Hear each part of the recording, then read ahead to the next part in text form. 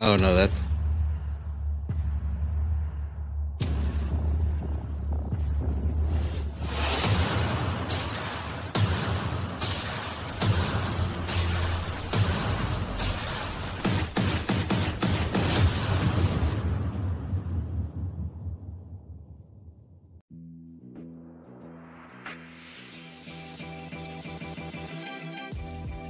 Great experiences build great leaders.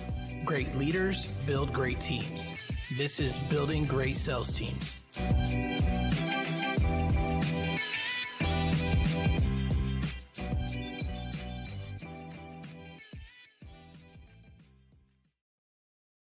All right, guys, we are live today on this episode. So we're recording every Wednesday now, and one of the episodes we select a guest that we're very excited about. And today it's Brian Covey. He's a husband and a father to three beautiful kiddos. He's a former Olympic USA soccer player. He's a bass guitar player, which was interesting to find out, as well as the author of Conversations with Covey, featured in Forbes, Entrepreneurs, and Today Parenting. I've got some questions about that one for sure.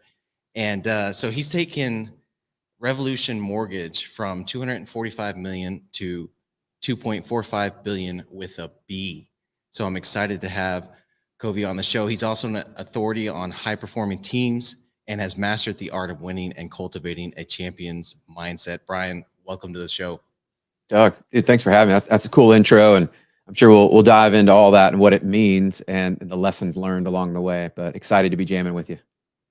Yeah, one of the things, just being in sales for 12 years now, and I'm sure you see as well when you're recruiting, is there's a connection between high performing sports individuals and high performing business people, right?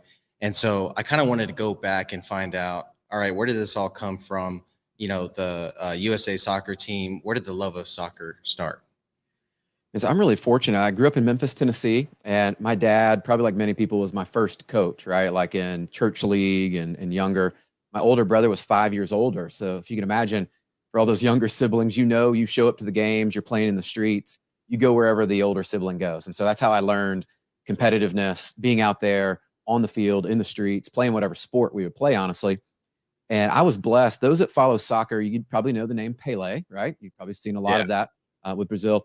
There was a gentleman that played with Pele. Kyle Rote Jr. was actually in Memphis. So if you look him up, one of the great American footballers, and you'll see Kyle was actually at our church, and he taught at an early age. I had one of the best like professional soccer players.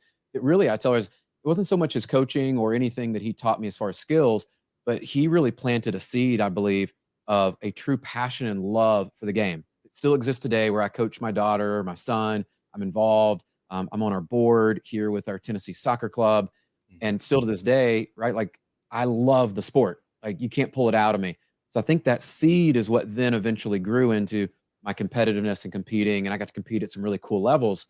But if you don't have the passion, the drive, I think it was Kobe Bryant that said, you look at those early mornings, those late nights, doing the work when nobody's around. That's the dream. That is, and I look back, that's the dream. And so I got to live that, and I share from that perspective because there's a lot of things in life today as a parent or as an entrepreneur or a business leader. That's the dream. And a lot of times we avoid that journey and what we need to do. So I'm sure we'll unpack some of that today. Yeah, falling in love with the journey is a huge part of it, and getting to see, I guess, the insight of that journey from such a young age, and then falling in love with soccer after that. I can imagine how that had such a huge impact on you. So I noticed that you had an article in Today Parenting. You've got three amazing kids. So I wanted to ask, because I have three kids also, and they're, I think, younger than your kids. Mine are 8, 10, and 12. And so we're getting into that age where it's like, okay, they're figuring out, all right, what do I actually enjoy doing? How did y'all navigate that when they were younger? I mean, obviously your daughter followed in your footsteps, which is Yeah. lucky, right? Because you get to stay in the game. But how did you and your wife kind of navigate what they were interested in, and did they want to do everything, as well as the balance along with building your business at that time? I'll share some lessons that I learned, but my wife and I just celebrated 20 years being married this past August. So that Congratulations. that Amazing. in and of itself, right, is like I don't want to overlook that because that is a huge part of how we chose to parent early on, and we are in alignment, right? And it doesn't mean that you always agree, but I share parenting is a partnership, right? And as you choose how you parent, how each of you play a role in that. I think being on the same page is, for us, that's what matters the most. It doesn't mean that's always going to happen perfectly. Let's be real. Sometimes that's where I think some of the parenting, we grow and mature as parents. But I'll go back, 2007, 2008, perfect time to have kids, right? I'm in the mortgage business, real estate.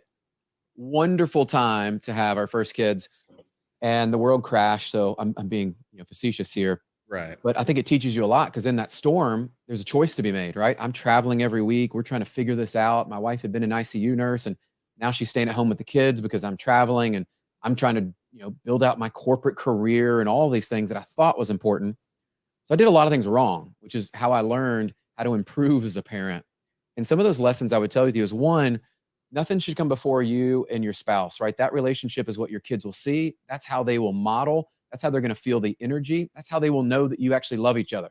You want to know where their language comes from, where their emotions come from, and everything. Just look at your relationship with yourself and with your spouse. I think that matters. The second part I would tell you is, I started to realize, man, I was trying to do all these things. Those who can relate, if you're a high achiever, you love to compete, you love to do all that. I wanted to be all things to all people. I had trouble saying no. I was a people pleaser, all of this stuff, Doug, that really led me down a path of, I wasn't able to show up as the dad and as the spouse and the husband that I needed to be. And fortunately, I had a coach, a mentor come along in my life. It was like, Brian, like, where are there areas, instead of trying to create this perfect harmony and balance, he introduced me to a term called integration. And integration looks like this.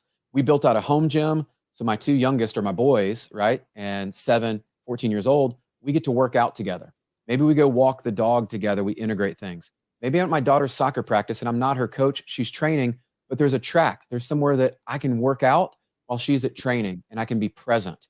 There are ways in which your life today, that if you were to integrate and approach it in that manner, you wouldn't feel like you didn't have enough time in your day. So I think that was huge. The last one is, give yourself some grace.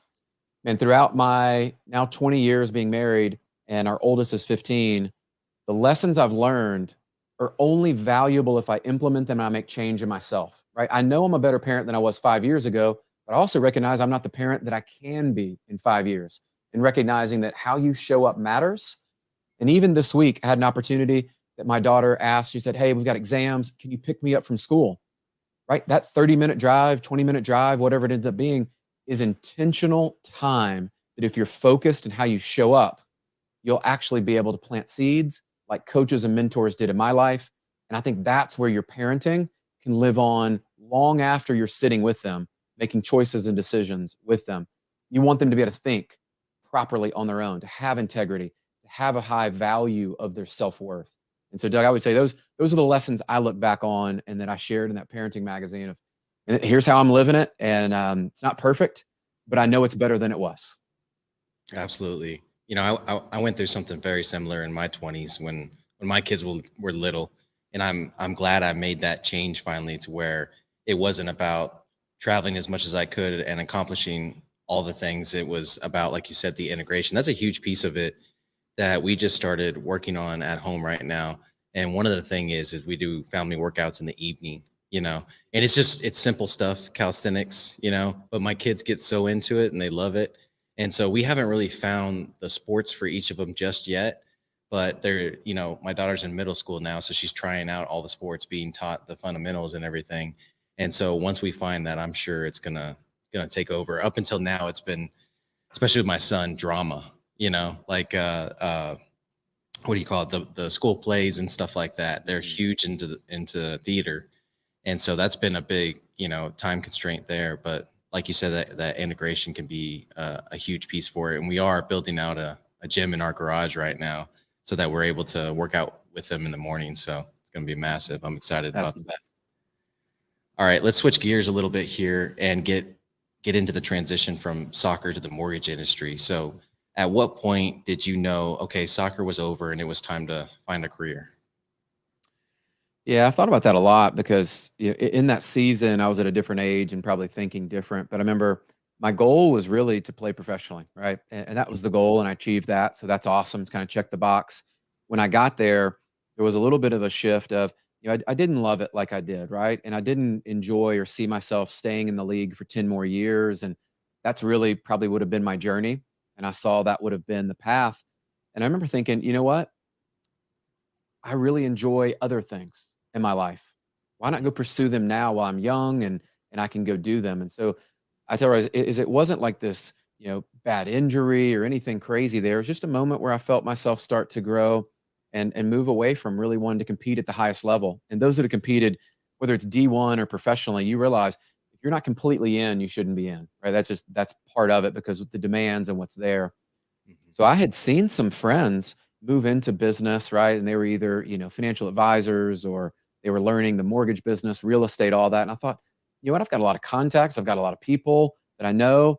This really intrigues me because in college, I enjoyed finance, marketing. I enjoyed economics. All of that to me was great.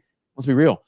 I saw friends driving nice cars, having cool jobs, maybe playing golf, having a good time. I'm like, maybe that's the career for me because professional sports, where I wasn't living the glamorous life. There was a very big contrast of Right. that opportunity. And so I think once we know we need to make a change, then it's time for us to go pursue that. And that was the next chapter just had unfolded for me. And I went in all in on the mortgage side. And I love that, you had that self-awareness at the time to see that love for soccer kind of making that curve a little bit. And you didn't stay too long, right? Because then you would have missed that chance to get straight into the mortgage industry and not get bounced around from team to team or, whatever the case was, whatever future you were looking at in soccer. So you recognize that. So, obviously I'm sure you recognize the climate in the mortgage industry right now. And so do you have a message for mortgage officers? Because, we have some listeners that are in the mortgage industry and they're dealing with, higher interest rates now. And so just recently they kind of leveled out and are going down a little bit. So what is kind of your prediction or your messaging to those mortgage officers that are in the industry and struggling right now? I love it. I'll give you a fresh conversation I had this morning. So this is just off of, and I'll kind of frame it up as I was talking to some folks that are looking at leaving their current organization and they're looking at joining us, right, at Revolution. And since I just came over here, a lot of people are just curious, like, hey man, what is different? And the market's down. Here's what I'm hearing from my company. Here's what I'm seeing in the news. And a lot of people are struggling with what's real. I mean, Doug, you could read something today and the headline will say something different than what the actual content of the article or the newsletter or the news will say. They'll actually counteract each other, right? And you're like, man, what is happening? Are we in a recession? Not in a recession? Are rates too high? Are people not buying? Well, here's the facts, guys, is homes are bought and sold every day right now in your local market. People are getting mortgages and refinancing mortgages. Is it lower than it was a year ago? Sure. But you know what? There are thousands of people in most of the markets that are there. So this conversation this morning was with someone that's been in the business almost 30 years. As I listened to them, they were unpacking all the things about price, their process, their programs. And Doug, what I was hearing was a very transactional conversation they were having with themselves. And they have a belief that transactional part of the business is what drives their success. Well, I'm going to propose and just ask you to consider this. What if you and your product and service was you, and it could be transformational, meaning the amount of relationships that you have, the amount of impact you have on them, the influence that you're able to gain, not only through social, but face-to-face, and your ability to grow a massive network, not in just your local community, but right now, you may have to think beyond your community, right? I'm in Nashville. Maybe I'm working towards Memphis, Knoxville, up into Kentucky, down into Alabama. Maybe I need to grow my network and where I'm actually soliciting business to expand. That's how I expand. I think too many times we put a constraint on ourselves and we're like, hey, well, these are all the limits. Great. I'm aware of those too. What are we going to do about them? So think transformational, not transactional. And if you think that way, you're going to start to show up on social different. Your conversations are going to look different. You're going to have an abundance mentality that you're going to realize that for most lenders, call it what it is, your single digit market share means that 90% plus go to another lender today. Your job, to be clear, your job is to get more of that business. You can't control how many homes are sold. You can't control how many people refinance, but you can control your actions, your conversation. You should be measuring your conversion. You should be measuring what you're doing on social. You should be measuring the people that have sent you business over the last 12 months to see where are their opportunities. I'll give you a real life example. I talked with one of our top producers yesterday, and I asked him, hey, let's go through your top 5 referral agents. What percentage of their business did you get this year? 1, most people don't know. 2, I would tell you it's probably less than 50%. Statistics will tell us if you're the number one lender with a real estate agent and you're a lender, then you're probably going to get 65, 70% of their business. And the rest go to number 2, 3, and 4, and so on. Your job is to get to be number one with as many people as you can right now. If you have a laser focus, what I found, that laser focus, just like in sports, will allow you to expand, and you'll see more of those opportunities, and you'll spend your time and energy and your effort in the places that produce the results. That's where I would be right now. Yeah, that's massive. And what I love is it's very tactical, right? It's not, a mindset piece. It's very 1, 2, 3. So the first thing is open up your market, right? And so if you normally used to doing 100 or 200 mortgages a year, and because of, interest rates are higher, that's going down, will open up the market which you service, right? And then the second piece of this is focus on the conversion rates in that market that you're servicing. And then the third piece is the referral partners is huge. I talk to my guys about that all the time because we're in solar, right? And one of the best pieces of advice I actually got was from someone that was on your podcast a couple of months ago, Ryan Stewman. And so we were on a random, he does these random calls within the Apex Mastermind Network, and he'll be like, hey, I'm jumping on 2 hours. Everybody jump on. So I jumped on. And one of the mortgage officers in the group asked him, hey, what can I be doing to increase my income? And one of the things that they said was, or that he said was solar. Like, you just signed up all these people for mortgages and they have brand new homes. The best time to get solar is when you just got the home, because you're not moving anytime soon, Yeah. And so the referral fees that go with that will help you through the tough times, when you are spending time expanding your market, doing the prospecting, and connecting with your referrals and everything. So I thought that was great advice. And then definitely what you just gave too, because again, so many people or influencers or coaches are giving that mindset advice when sometimes people just need a 1, 2, 3 tactical. This is how I hit each point, and this is how I can increase my market share. So that's awesome. 100%. We need more of that. I always tell you, I'll expand on what you said, is because solar is such a cool way to do that. But what I've found is now, like even this week, I'll give you real life examples. People are reaching out and they're wanting to invest in multifamily. They're looking for deals, whether it's solar or they're looking to invest wherever. This time of year, people are looking to save on their taxes, right? If you can be the person that connects them and helps them get a win in their life, it doesn't have to be in your particular area of expertise. This week alone, I'll create more referrals and probably more revenue for people in my network than I will for myself, because I believe in, if you give, guess what? At some point, it is going to come back if I serve enough people. You have that mindset and you put it with action, you're going to win. Yeah, it's massive. The law of reciprocity. That's huge. So the show's about building great sales teams. And, we get into all different subjects, because I do believe that part of building great sales teams is being a great leader. And then everything that goes with being a great leader, and having that balanced attack towards it. But you build out a team that does 2.5 billion in production. That's massive. You know what I mean? Even in the mortgage industry, right? Yeah. And so I'm very curious, what are some of the ways that you focus on developing your team? Yeah, so this has changed over the last 5 years. So those numbers, just to clarify for people listening, that was when I just left Loan Depot a little bit over a week ago. And so I was there almost 5 years. We built that at Loan Depot, which is, as you know, top lender in the country. All of this had no presence. We started in a very small team. And what I identified early in that process was I understood my leadership philosophy, which is very much like sports, is the people that train the most, that are the most coachable, that put in the hard work. Those were the characteristics. Then I could teach them mortgage foundational things. I could teach you how to run credit. I can teach you how to have better conversations. All those skills I can teach you. But if you're not coachable, you don't have the work ethic, and you're not somebody that just genuinely loves to train and improve, it's probably going to be the right place for you. So I think clarity of who do you want to attract into your world and your life, I think that's the most important there. And part of our process was, I think this is the way leaders today can up their game, is realize, number one, you are not the sole provider and the only one that can care and take care of your team and help them grow. What I mean by that is, let's get into tactics. I brought in this year, and I will continue to do this every month, someone that was going to invest in the team. And those could be coaches in my life. Like, I'll give a shout out. Ben Newman's been doing a bunch of stuff with me and our group. And you bring in people that are experts. Let them pour into your team. Invest real dollars. Pay people to come in and coach your team. to help you, because you're not the end all be all and everything your team needs right now. Right? We had someone come in during COVID, and I think about during that season of working from home and that mental health side of things.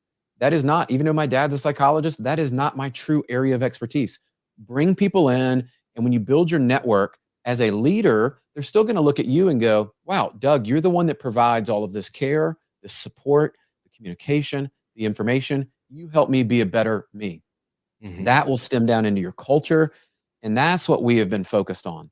I think great leaders, if I really break it down, like I'm a huge Maxwell follower, great leaders are also the best followers. Right? And think about that. Are you following the right people? Do you have the right people in your corner? Do you have the right mentors in your life? Are you leading by example in your own growth and development? Look, this is what I know and believe to be true. The Brian of 5 years ago is not the Brian of today. I'm better in so many areas. I'm still falling short in some areas, and I'm aware of those, but I'm constantly attacking that process every day. And I share that journey with our team. And so I think use what you have, share that with the group, and bring people along the journey. If they are a part of it and they feel like they are part of it, they will do things that you never could micromanage or beg or even pay them to do. People have to want to do it. It's like training. It's like sports. If you have a passion and desire and a drive, you're going to do it when nobody's even asking you to do it. I love it. There's some massive alignment there too. Over the last year, we've kind of been adding to our opportunity structure. So, we have different levels in our business. On the solar side, you got your setter, your closer, your lead closer, manager, VP of sales, and so on, right? And at each level, we have training along the way, and we call it freedom training, because our mission statement is we help each other achieve freedom. It's all over the walls. It's on our bracelets. It's on our energy drink, and how are you going to be able to do that if you're only focused on business success, right? So we bring in, like you said, you got to bring in the experts, and so we've brought people in on mindset. We brought people in on meditation, because millionaires meditate, right?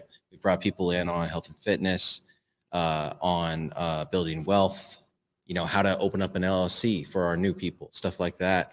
And so what we do is when we bring them in and we pay them a fee to talk to our team, we record that training that they do. And then it becomes part of our systematic training. As they move up in the company, they get this training that we recorded months ago. So that's one of the ways we get an ROI out of that, $500,000 fee, whatever we paid them to come and speak. And so that's one of the ways that we're doing that. And then the other piece that you said was make them a part of it, which aligns really well also, because if you look at a lot of our SOPs and our training that we've written, at the bottom, it says created by, and you'll see myself, my VP of sales, Wayne, and then every now and then you'll see a manager we used to have that, even if they don't work with us anymore, we still give them credit down there that they had an input in that process, like a train the trainer or something like that. And so I believe in both of those things 100%. I think they're massive for sales teams.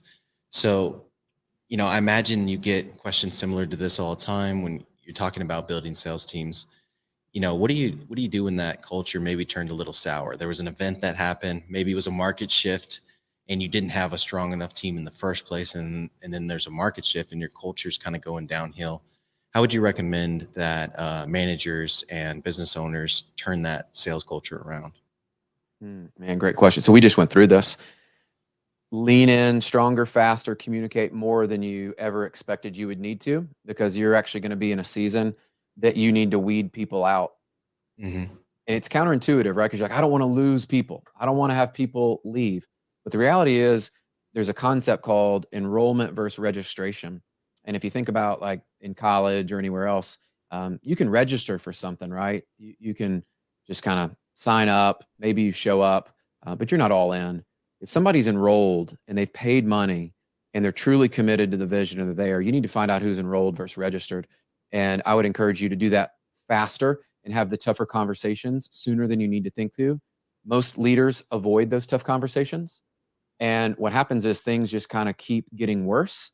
And it's that conflict avoidance, right? And you think it's going to get better and it doesn't. And so lean in those seasons and find out who on your team is equipped, that is willing and is truly enrolled in this, that and help you create the change that you want to see, and recognize you as the leader are the one that needs to lead them through, right? Like you own it. And what I recognized during that season was there were some people that when times were good, they were good. When times got tough, they either weren't built for it, they weren't willing to adapt, or just their mentality and what they're used to is they're going to find the easy way out, whatever that is, right? Not doing the work, complaining about the market. All of those things are hurting your culture today. Your job as the leader, number one, is to protect the culture, protect the people. And that doesn't mean that you can save everybody. So be the leader that you set out to be, set the standard, lean in on the communication, and daily touches to find out how people are doing. Because I think through that season, we're so focused on the business and the results that many times we'll lose sight of how are the people feeling, right? Like, how are they doing as human beings? And from there, when they know you care, it's that old saying of, when they know how much you care, they're actually going to engage with you. And so you need to sort through that as fast as you can. Yeah, I think that's huge, because as a business owner, you see the financials, you see the lack of sales, you see your baby drying up, you know what I'm saying? And so the sky is falling somewhat. And so it's hard to redirect yourself and say, hey, I need to make sure that I am touching base with my people and I have a pulse at the entry level all the way through my level. Because if not, then you're going to lose sight of that. And then all they hear from the top is, hey, we need to do this. We need to hit these numbers. We need to get back going and everything, or we need to start making sales again. And they don't have anybody listening to them, which when that comes from the owner versus like the VP or something like that, or when that comes from, an individual that's high up in the company that they look up to, I mean, that's maybe all they need that day to go out and put in 110% versus the 60 or 70% they have been putting in before, It's And huge. so, And I would tell you, the biggest thing, Doug, is there's a word we use, collaboration, quite a bit. It's thrown around. But if you're asking your team how to help you solve these problems, and be very clear of, hey guys, here are the two biggest problems we're faced right now. Keep it simple. How can we solve for these? See, once your team's involved in that is a simple question you can ask. And then you just got to be quiet and listen. yeah, and that focus is massive, right? And so we operate on EOS, which is Entrepreneur Operating System. And so every quarter we set these rocks, right? And my team tries every quarter, they try to set more than one rock. And I'm like, no, you only get one. You set one, you focus on one, you hit that one, you know what I mean? And then we'll talk next quarter about this other rock that you have. And what happens more often than not is they hit that one rock, and then the other one they wanted to set naturally gets hit because the one rock is being hit, and the power of focus on that is massive. So obviously the real estate market is changing right now. There's a lot of opportunity for people that have, maybe really good credit or a lot of cash, right? And so a lot of people are taking advantage. They're scooping up homes right now when the market's down a little bit, so that when it comes back up, they can take advantage. And so is that part of your wealth strategy? What are you doing right now to build wealth? Yeah, over the last couple of years, I've diversified out quite a bit. And I'll say that the number one thing I did is got alignment with our CPA. And then we actually brought in a tax strategist that understands some things that I don't understand, right? And they're like, hey, you should invest here because bonus depreciation on that. Here's where income's coming in. I am pretty simple. I use the Warren Buffett philosophy. If you start at that level of, I only invest in things that I understand, right? So I'm in real estate. We've actually got an ATM fund. So the ATMs are doing quite well. We've got our car wash fund and some things that we're doing around car washes, because those franchises eventually be sold. Some multifamily properties as well. A couple of luxury rentals down in Orlando. I love Orlando. My kids love Disney, right? They just love the weather and all that. And then we've diversified out into a couple of more tax-deferred vehicles that I think will be long-term plays for us and more like generational wealth pieces. But that all came from education, guys. Like, I say all that, it's not to brag, but it is to impress on you that, like, the Brian of 5 years ago didn't understand half of those. Like, I understood real estate, right? Like, that's what I've been doing. But these other areas, I just started to ask questions and show up in rooms, and people would talk about things, and I would ask them questions, and I would pay for their time and say, hey, will you coach and mentor me through this? Like, I don't understand when you're talking about these investments. Like, I know you think everybody understands it. I'm reading online. When you get alignment and you understand where you are, one of my secrets has always been, when I have been able to earn money, not to go spend it on things like material things, is go reinvest as much as you can. have some fun with it, get yourself the gifts along the way. But I Right. realize for me, and it's just a habit, is if I have the money sitting in the bank account, like I'm like most people, like I like to spend it. I may go, spend it on things that are just more spontaneous. I'm So the I've same been way. very intentional. I always know where my next investment's going to be too. That would be something I've shifted. And Doug, this year, like even this week, there are two investments I'm sitting on that at the end of the year that I exactly know when I get this money, I'm going to go and invest in these two funds. Hmm. Perfect. They're real estate funds, just in case somebody's wondering. I think that's important for you. If you don't have a plan, right, and you're just like, I'm just investing or I'm doing this. Years Right. ago, I shifted out of being too much in the market itself, the stock market and things there, because I don't want to watch it. I don't want to be in that. That's just for me personally. I understand real estate and there's some plays there that I think are bigger. And so that's where I am. That's what I've learned. That's what's worked really well for me. And I share that. I don't share it quite as much just because I'm not the sole authority on it. But what I would tell anyone listening is you don't have to be. You get people in your corner in your network, then you add value, they add value. That's where your network actually produces your net worth, right? That's when people say that. That's what Yeah. that looks like in action. Yeah, I've only been in those rooms and had those conversations the last couple years. I've been a entrepreneur for 13 years now, and not until year 11 did I get in the rooms that were like, "Hey, this is how depreciation works." You know what I mean? Hey, you need to, like you said, instead of just immediately spending the profits from your business, invest them in low risk items. You know what I mean? And then when you start getting those profits back, then you spend the money on the nice things.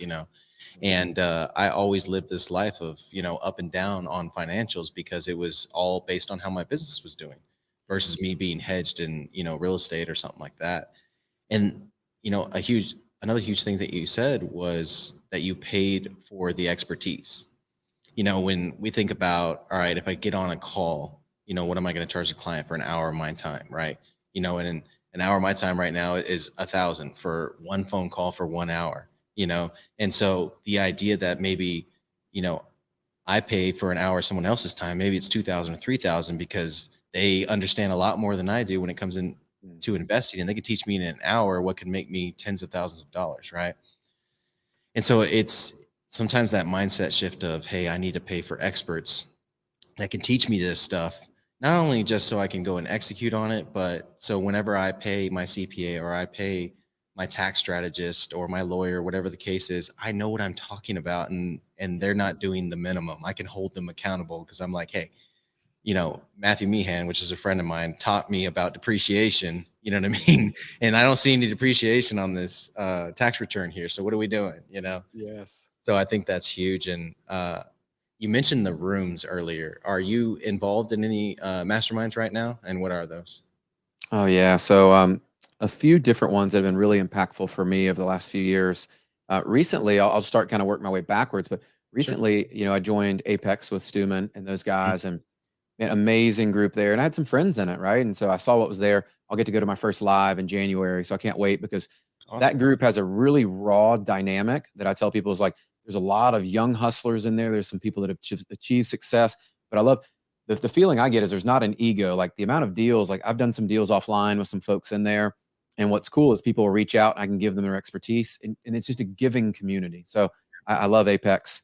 One that is for me, probably one of my foundations of my inner circle with Grow Stack Drive. Ken Jocelyn leads that up, and there's some amazing guys that you would know in there, Definitely. and and it's guys that are playing in a little bit different world of like the Tony Robbins and the Deans and Ed Milet's and those guys that Okay. these guys are a little bit wiser in some areas, a little more family focused. We've got a faith component of that we spend our time in, which is really important to me. I But love they it. do live events and some masterminds, and there's some real estate guys in there. That's been phenomenal as well. We got an event coming up at the end of January. I'll put a plug in Atlanta. That's been Mhm. phenomenal.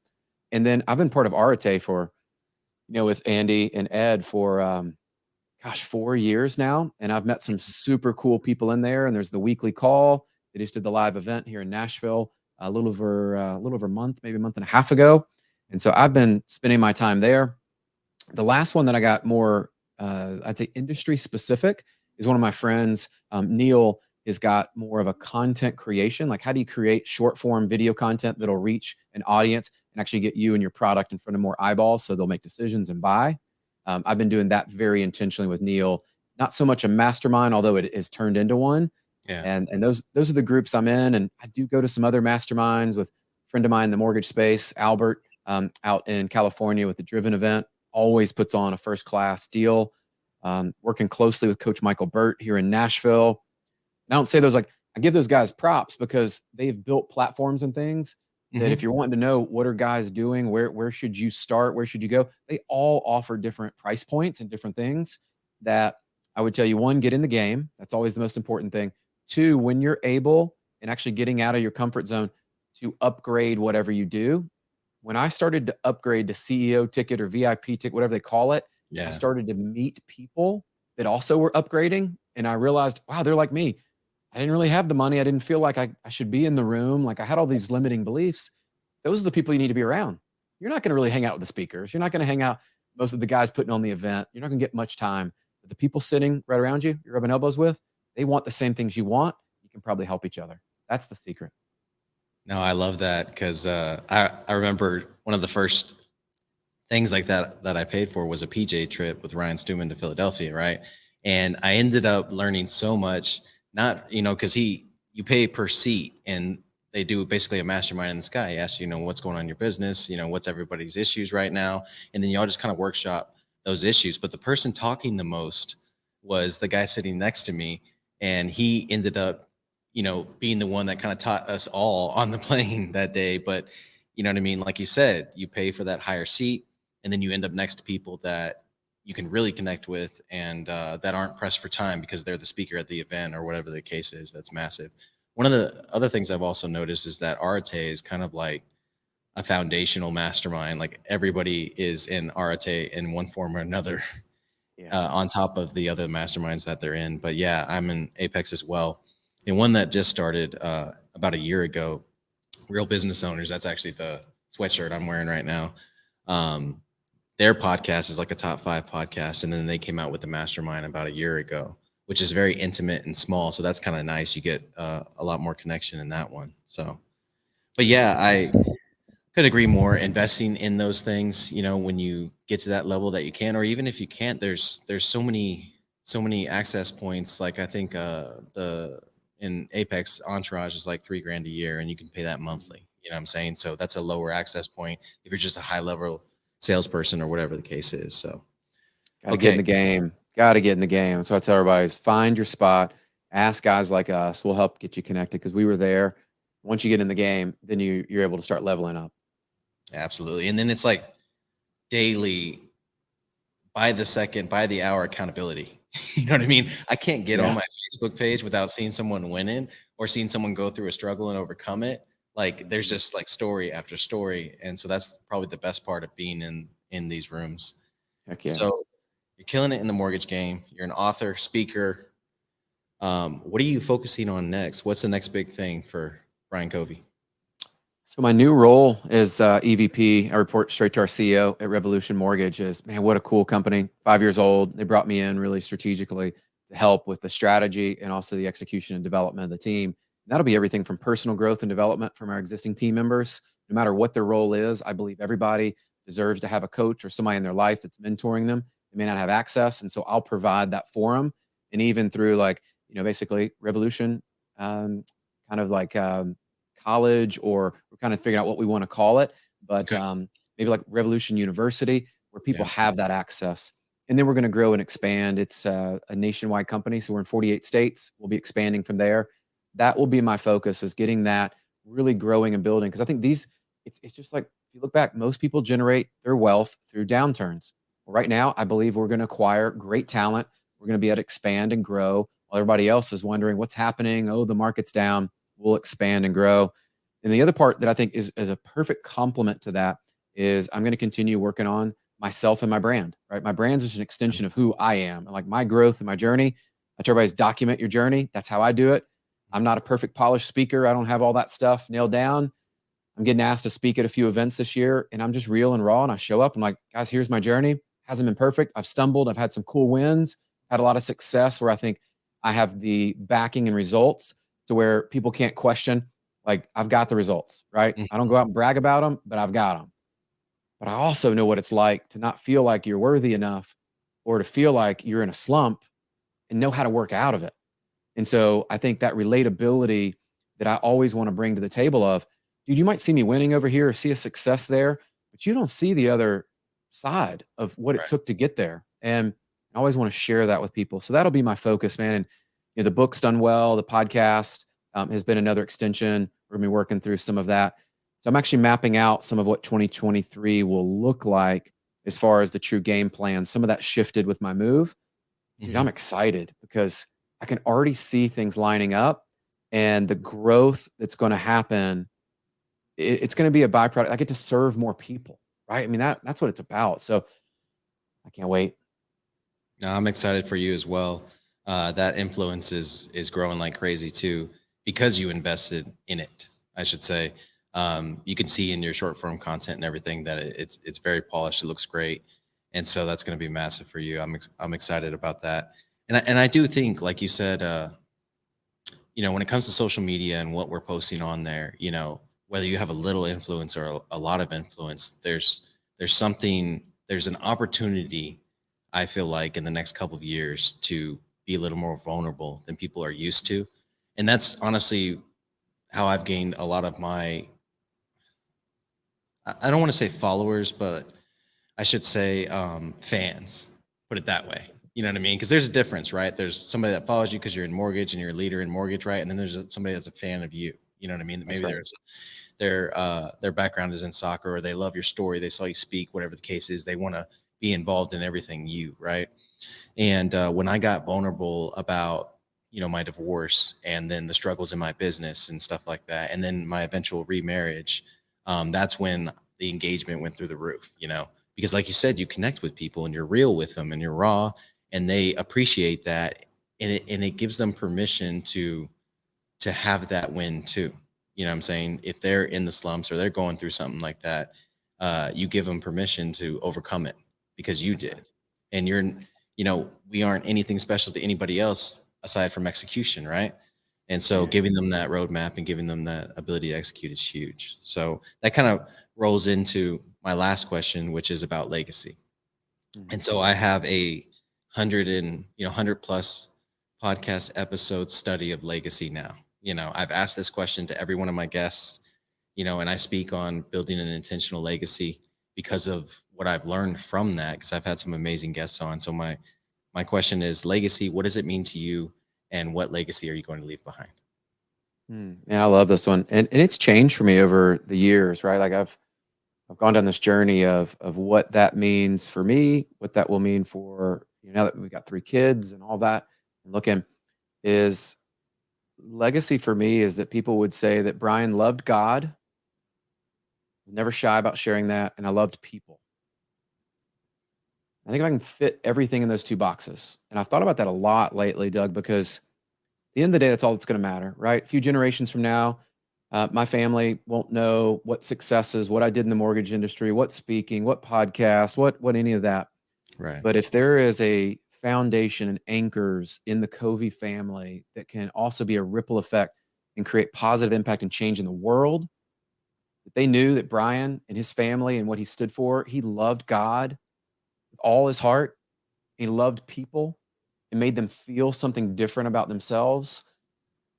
Dude, that's what it's about. That's the legacy I want to leave. And I want my kids to see that not only did I talk about it, but I lived it. I love it. A legacy of love. That's one of the greatest legacies you can have. And when you look at the people that have impacted generation after generation after generation, it typically starts from there. It's a labor of love. It's a legacy of love. It's loving others. So amazing answer. So if anybody listening wants to get in touch with you, reach out to you, or just follow the amazing content you have on Instagram, where can they do that at? Over Instagram, somebody had taken Brian Covey, so make sure you do the Brian Covey because all the lovely fake accounts that are there. You can find me there, over on Facebook, and then spend a lot of time on LinkedIn actually lately as well. So hit me up. That is me. I engage. One of the things that I love doing, I was reading some comments this morning, is some people lately, Doug, you mentioned that For everybody out there that's thinking you can't make an impact, the reality, one of my coaches told me, is for every one or two people that reach out and say, man, your content's making a difference, there's probably another 100 plus maybe for you. They're just not sending you that note, but that shouldn't be why you're doing it. Show up. If I can be part of your journey and encourage and inspire you to bring out and share your story, we can make a difference in the world. And so that's why I'm going to continue to show up, and I invite you to do the same. I love it, brother. I want to thank you so much for coming on the show. We're coming to an end of our time here, and just amazing value you've brought to the show. So thank you so much, Brian. Cool. Doug, thanks for having me. This is always a joy. The personal investment you make to put this on, I know, being on the other side, and to be as professional and ready as you are. Outstanding job. You're changing lives, and you're doing wonderful work that most people shy away from. So I applaud you. Thank you so much. All right, guys, let's get building.